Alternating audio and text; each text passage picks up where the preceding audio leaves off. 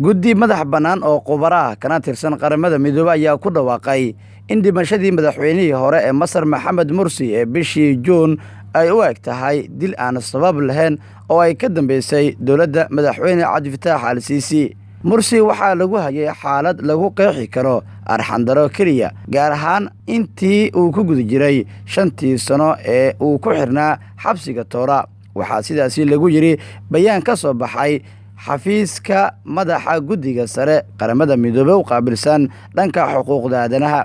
dhimashadii Mursi kadib markii uu maray xaaladahan waxaa lagu qeexi karaa dil ay dowladda doonaysay oo aan sabab lahayn ayaa warka la sii raaciyay. Mursi oo ahaa madaxweynihii ugu horeeyay ee dalka Masar loo doorto si dimuqraadiyad ah ayaa geeriyooday 17 Juun isagoo hortaagan maxkamadda magaalada Qaahira kadib markii uu jooga ka dhacay. guddiga khubarada ee ka socda qaramada midoobay hoggaankan u hayo Agnes Callamard ayaa warbixintooda ku sheegay in dowladda madaxweyne al-Siisi ay xabsiga dalkaasi ku ganaaxdo. warbixintooda ku sheegay in dowladda madaxweyne al-Siisi ay xabsiyada dalkaasi ku geysanayso xadgudubyo baahsan oo ka dhan ah xuquuqda aadanaha oo si ku talagal ah loo dhibaateynayo dadka maxaabiista ah ee xabsiyada ku xidhan.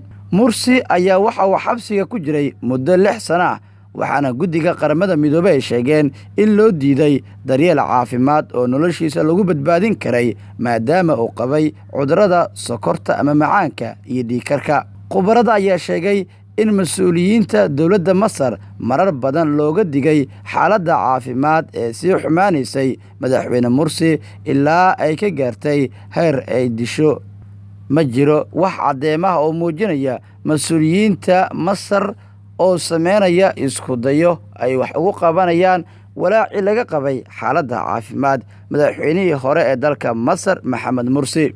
khubarada ayaa sheegay in dhibaatadii Mursi uu ku maray xabsiga ay ahayd qorshe dil oo sanado socday, ugu dambeynna Mursi uu geeriyooday. mas'uuliyiinta qaramada midoobay weli kama aysan jawaabin natiijada baaritaanada guddiga qaramada midoobay, waxaana loo arkaa Cabdi Fataax al-Siisi inuu sabab u ahaa geeridii madaxweynihii xilka kaga horeeyay ee dalka Masar.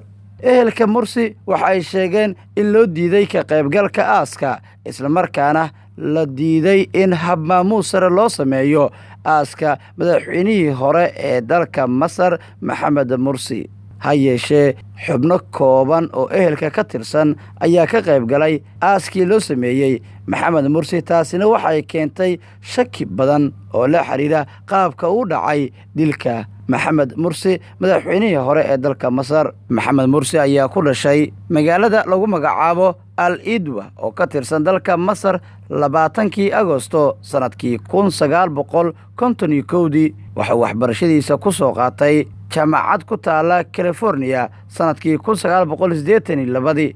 magaalada Qaahira jaamacad ku taala ayuu wax ku bartay sanadkii 1978. isla Qaahira jaamacad ku taala oo lagu magacaabo Qaahira University 1975 ayuu waxbarashadiisa ku dhameystay.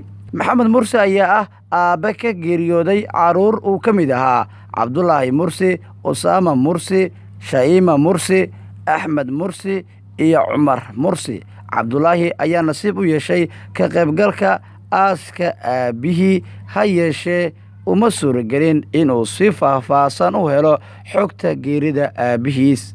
madaxweynaha dalka Masar Cabdi Fataax al-Siisi ayaa culays siyaasadeed kala kulmay beesha caalamka iyo qaar ka mid ah hay'adaha u dooda xuquuqda aadanaha kadib markii lagu eedeeyay inuusan si faahfaahsan u bixin kiiska la xiriira geerida madaxweynihii hore ee dalka Masar Maxamed Mursi xilli uu maxkamad taagnaa.